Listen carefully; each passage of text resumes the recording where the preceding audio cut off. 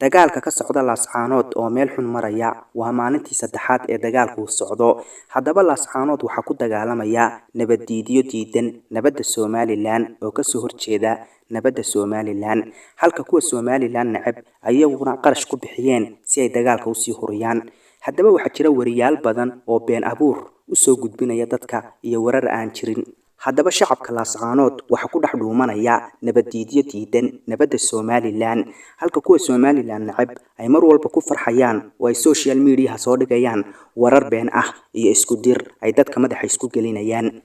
Nabaddiidyada ka dagaalamaya Laascaanood ayaa mar walba muuqaal iska soo duubaya oo baraha bulshada soo dhigaya iyagoo sheegaya inay guuleysteen oo ciidamadii Somaliland ay ka guuleysteen.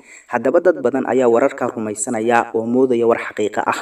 Mar walba waxay soo duubayaan muuqaalo isdaba jooga oo runtii aan wanaagsanayn, iyagoo dad meyd ah ku tumanaya oo sheegaya inay dileen. Subxaanallah, waxay ku faanayaan dadka inay dileen iyagoo waliba meydadka baadhanaya oo si xun ula dhaqmaya. Fanaanka Nimcaan Hilaac ayaa bartuu baraha bulshada ku leeyahay waxa uu ku sheegayaa inuu taageersan yahay nabaddiidyada ka dagaalamaya Laascaanood, isagoo mar walba sheegaya inuu taageersan yahay nabaddiidyadaas.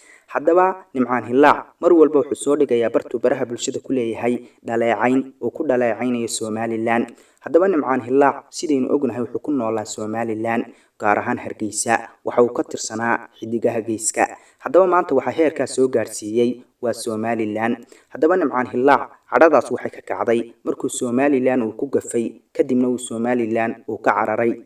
Haddaba waxaa jira rag badan oo caan ka ah baraha bulshada oo Somaliland soo dhaleecaynaya oo warar been ah dadka u soo gudbinaya oo dadka jahwareerinaya. Haddaba ma wanaagsana in lagu farxo dhiig Islaam, in dad Islaam ah la isku diro ma wanaagsana. Waynu ognahay tiradiraaluhu inuu naarta gelayo.